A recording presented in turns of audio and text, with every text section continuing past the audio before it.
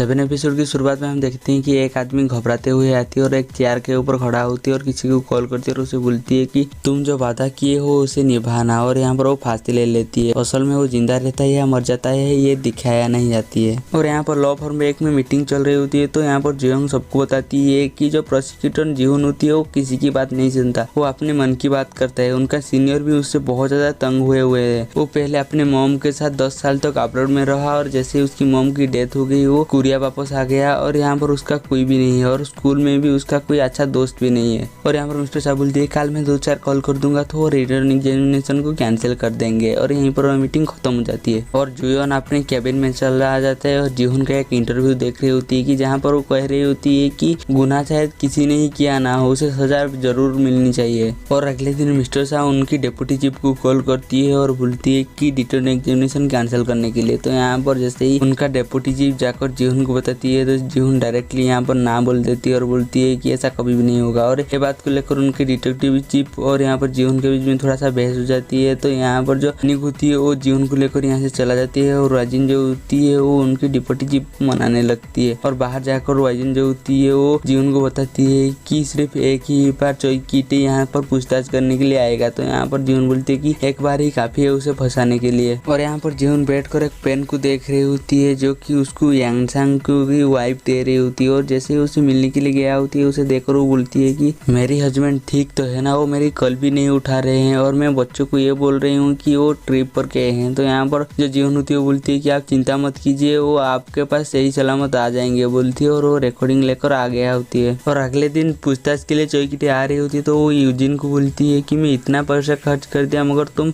मेरा छोटा सा काम तक नहीं कर पाए। यूजिन चोई कीटे को बोलती है मैंने जो जो क्वेश्चन का आपको समझाया है आप सिर्फ वही क्वेश्चन का आंसर देना, अगर कोई सवाल आपको परेशानी करे तो आप चुप भी रह सकते हैं और ये भी बोल सकते हैं कि मुझे कुछ याद नहीं है। तो यहाँ पर जो चोई कीटे होती है वो बोलती है कि क्या तुम मेरे ऊपर भरोसा नहीं करते। तो यहाँ पर जो यूजिन होती है तो वो डायरेक्टली मना कर देती है कि मैं तुम्हारे ऊपर भरोसा नहीं करती हूँ। और पूछताछ के लिए दोनों आ जाते हैं और यहाँ पर जो जीहुन होती है वो पूछताछ के लिए आती है। और जैसे आती है पहले सवाल उसे पूछती है कि आपने यांगसांग हो को क्यों मारा। ये सवाल जैसे ही चोई कीटे सुनती तो यहाँ पर वो हैरान हो जाती है और यहाँ पर जीहुन जो होती है वो माफी मांगती है और अपना इन्वेस्टिगेशन आगे बढ़ाती है। और जीहुन चोई कीटे को पूछती है कि तुम दोनों का आखिरी बात कब हुआ था। तो यहाँ पर चोई कीटे बताती है कि उस घपला करने के बाद मैंने उसे कॉल किया था और मैं उसे बोल रहा था कि तू सरेंडर कर दे और अपनी गुनाह मानकर सजा तो काट ले तो तू जिंदा रहेगा, मगर वो मेरी बात माना ही नहीं। तो यहाँ पर वो पूछती है क्या कॉल में बात करना क्राइम होती है। तो यहाँ पर जीहुन बोलती है कि कॉल में बात करना क्राइम नहीं होती है, मगर किसी को छत से कूद जाना यार कहीं पर लटक जाना ये बोलना क्राइम होती है। बात जैसे ही चोई कीटे सुनती है तो यहाँ पर तो बहुत ज्यादा घबरा जाती है और जीहुन अपने सीट से उठती है और चोई कीटे के पास जाती है और बोलती है कि कुछ याद आया। तो यहाँ पर उसे याद आता है कि यांगसांग उसके पास आया होती है और आपने जान के लिए भीख मांग रही होती है। तो ये सब बात उसने ही यांगसांग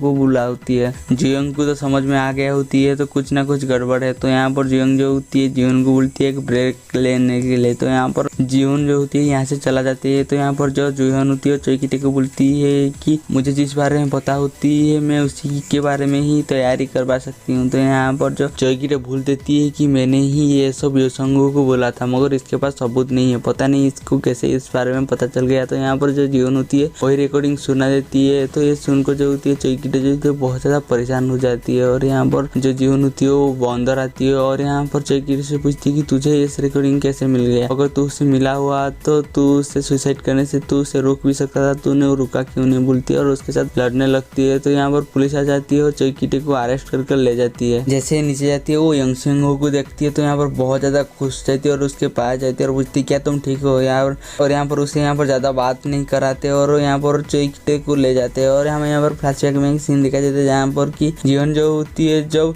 यांगसांग को सुसाइड करने वाला होती है तब उसके पास गया होती है और उसे रोक लिया होती है और उससे बोलती है कि अगर तुम वापस चलोगी तो चोई कीटे तुम्हारी कुछ भी नहीं कर पाएगा, उल्टा वो तो बहुत ज्यादा खुश हो जाएगा। और यहाँ पर जो यांगसांग होती है कुछ सोचती है और वापस आने के लिए राजी हो जाती है। और यहाँ पर चोई की सब बहुत ज्यादा खुश होती है क्योंकि उसने किसी का मर्डर नहीं किया है ना, इसीलिए। बट हारने की वजह से जीहुन जुन्यू को ड्रिंक पर लेकर गया होती है। तो यहाँ पर जो जुन्यू होती है वो ड्रिंक कर नहीं रही होती क्योंकि वो इस जगह पर पहली बार आया होता, क्योंकि ये एक गली होती है ना, इसीलिए ये सब तो जून पहली बार ही देख रही होती है। और यहाँ पर जून जो होती है चुपचाप बैठा हुआ होती है और यहाँ पर जुयोंग उसे ड्रिंक का ऑफर करती है तो जीहुन यहाँ पर ड्रिंक ले लेती है और यहाँ पर पीने वक्त वो थोड़ा सा मुस्कुराती है तो ये जीहुन भी देख लेती है और उसे बोलती है कि तुम पहली बार मुस्कुरा रहे हो, और यहाँ पर जो होती है वो ड्रिंक कर देती है। और यहाँ पर दोनों ड्रिंक खत्म कर जैसे ही अपने घर में जा रहे होती है तो जुयोन जून से पूछती है कि तुम क्या डेट पर जाती हो, तो यहाँ पर जून मना कर देती है। तो यहाँ पर जुयोंग जो होती है वो बोलती है कि मैं अब जाने वाला हूँ। तो यहाँ पर जीवन बोलती है कि तो सब कुछ अच्छा होगा बोलकर यहाँ से जैसे जाने वाला होती है तो यहाँ पर जीवन जो होती है वो जीवन को रोक लेती है और बोलती है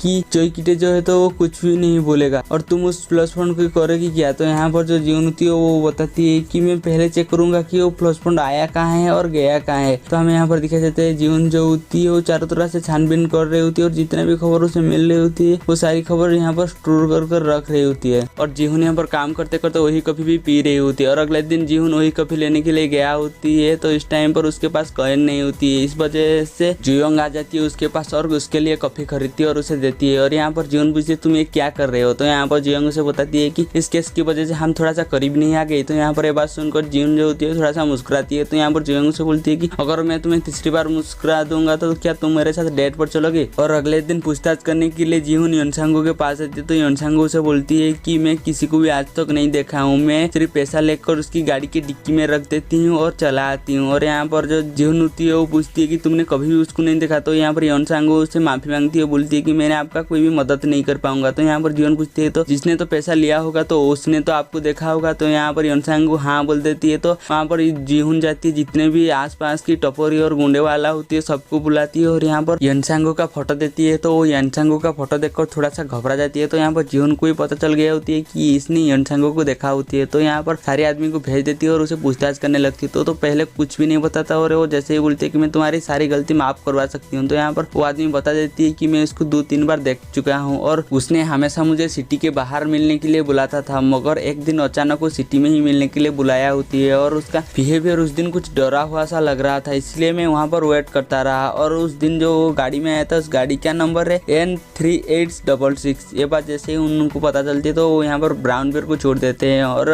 आगे का छानबीन करने के लिए निकल जाते हैं। और यहाँ पर हमें एक प्रेस कॉन्फ्रेंस दिखा देता है जहाँ पर कि प्राइम मिनिस्टर कैंडिडेट के लिए किम योंग सूक खड़ा हुआ होती है और वो एक एक्स प्रोसिक्यूटर होती है। और यहाँ पर जैसे ही वो प्रेस कॉन्फ्रेंस खत्म करके जाने वाला होती है तो जैसे ही न्यूज वाले वो पूछती है कि तुम्हारी अगली प्लान क्या है। तो यहाँ पर वो बताती है कि आज मेरी प्लान है कि मैं मेरे फैमिली के साथ टाइम स्पेंड करूंगा बोलकर वो चला जाती है और अपने फैमिली के साथ जो होती है वो डिनर कर रही होती है। और जैसे ही उसकी फैमिली मेंबर यहाँ से चले जाते हैं तो जीहुन उस टाइम पर आती है तो हमें यहाँ पर पता चलती है कि वो जीहुन का पापा है। तो यहाँ पर जीहुन अपने पापा को बर्थडे विश करती है और उसे जैसे ही उसके पापा खाने के लिए इन्वाइट करते हैं तो वो देखती है कि वही गाड़ी है जिस गाड़ी के बारे में उसने छानबीन की होती है वो वहाँ पर खड़ा हुआ होती है। और वो बोलती है कि मुझे कुछ काम याद आ गया बोलकर वो बहाने से चला आती है और आती है अपने पापा की जो होती है वीडियो देखने लगती है और उसे याद आती है कि उसका जब ग्रेजुएशन कंप्लीट हुआ था उसके पापा उसके पास आए थे और उसे कंग्रेचुलेशन बोलकर चले गए थे और उसे बोले होते कि तुम पूरी जिंदगी ईमानदारी से काम करना, और वो उसी बारे में ही सोच रही होती है। और अगले दिन वही गाड़ी का रिपोर्ट आ जाती है तो वहाँ पर वो कंफर्म हो जाती है कि वही गाड़ी उसकी पापा की है। तो यहाँ पर जीहुन जो होती है कुछ सोच रही होती है तो वजिन उसके पास जाती है और बोलती है कि अगर तुम तुम्हारे पापा को इन्वेस्टिगेशन नहीं करना चाहते तो मत करो, अगर तुम दुनिया को नहीं बताना चाहते हो तुम्हारे पापा तो मत बताओ, तुम चिंता मत करो, मैं तुम्हारे साथ हमेशा खड़ा हूँ। और जीहुन इसी बारे में सोच कर छत के ऊपर खड़ा होकर कॉफी पी रही होती है। तो इस टाइम पर उसके पास जोहन आती है। तो यहाँ पर जीहुन उसे बोलती है कि इतना अकेला अकेला क्यों खड़े हुए होते हो। तो यहाँ पर जो जीहुन होती है वो कुछ भी नहीं बोलती है। तो यहाँ पर जीहुन बोलती है कि मैं कॉफी खत्म कर यहाँ से चला जाऊंगा। और उसके बाद जो जीहुन होती है जीहुन से पूछती है अगर तुम किसी को बहुत ज्यादा इज्जत करती हो और उसे पता चला कि तुम उसे इन्वेस्टिगेशन करने वाला हो तो तुम्हें कैसा लगेगा और तुम इन्वेस्टिगेशन करोगे या नहीं। तो यहाँ पर जो जीहुन होती है वो पहले तो बोलती है अगर तुम नहीं चाहते तो मत करो,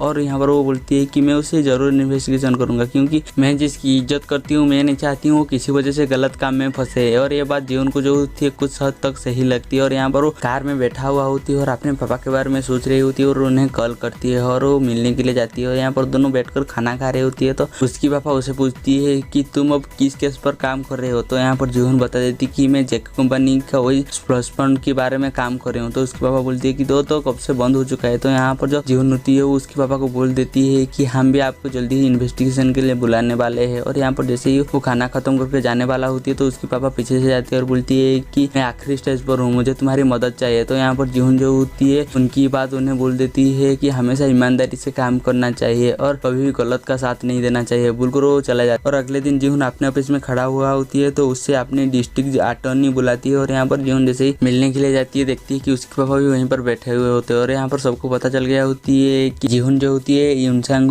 को पूछताछ करने के लिए बुलाया होती है। पर जैसे ही सबको पता चलती है सब तो यहाँ पर इसके लिए खिलाफ होते हैं, मगर यहाँ पर जीहुन जो होती है अपना जीत पर अड़ा रहती है और यहाँ पर उसे पूछताछ के लिए ले जाती है। और पहले स्टेप में जैसे उसे सारी बात पूछताछ कर रही होती है तो यहाँ पर वो बात पर इनकार कर रही होती है और ये बोल रही होती है कि मुझे कुछ भी याद नहीं है। और इस टाइम पर उसका चिप आ जाती है और बोलती है कि इसको यहीं पर खत्म करते हैं। तो यहाँ पर जीहुन मना कर देती है, बोलती है कि ब्रेक के बाद फिर से स्टार्ट करेंगे बोलती है और यहाँ पर एक ब्रेक लेने के लिए चला जाती है। और जीहुन यहाँ पर वॉशरूम में जाती है और यहाँ पर दिखाया जाता है कि जीहुन जो होती है इस बात के लिए बहुत ज्यादा अपसेट होती है क्योंकि वो अपने पापा से पूछताछ कर रही होती है। ब्रेक के बाद वो अपने पापा को एक फाइल देती है और बोलती है कि ये देख लीजिए, शायद आपको कुछ याद आ जाए। तो यहाँ पर उसकी पापा जैसे ही देखती है और हमें बाहर दिखाया जाता है जहाँ पर की सब प्रोसिक्यूटर बात कर रही होती है कि ऊपर से कॉल आया था, अगर इसमें से किम योंग सुक फंसते हैं तो सब अपने हाथ छाल लेंगे और सारी जिम्मेदार किम योंग सुक को दे देंगे। ये बोलकर जैसे ही चले जाते हैं तो हमें यहाँ पर फ्लैशबैक में एक सीन दिखाई देते हैं जहाँ पर कि जीवन उस फाइल में एक ब्लूटूथ दिया होती है और ये सारी बात उन दोनों भी सुन लिए होते हैं। और यहाँ पर जैसे वो लोग चले जाते हैं जीवन उसके पापा को बोलती है आप मुझे सारी सच्चाई बता दीजिए, मैं आपको पूरी मदद करूंगा। तो यहाँ पर यहाँ पर जीवन जो होती है उसे पूछती है कि आपको कितना स्लो स्पन मिला है और कहाँ से मिला है। तो यहाँ पर उसके पापा बोलते हैं कि मुझे बहुत सारे मिला है और मैं बहुत सारे को भेज भी चुकी हूँ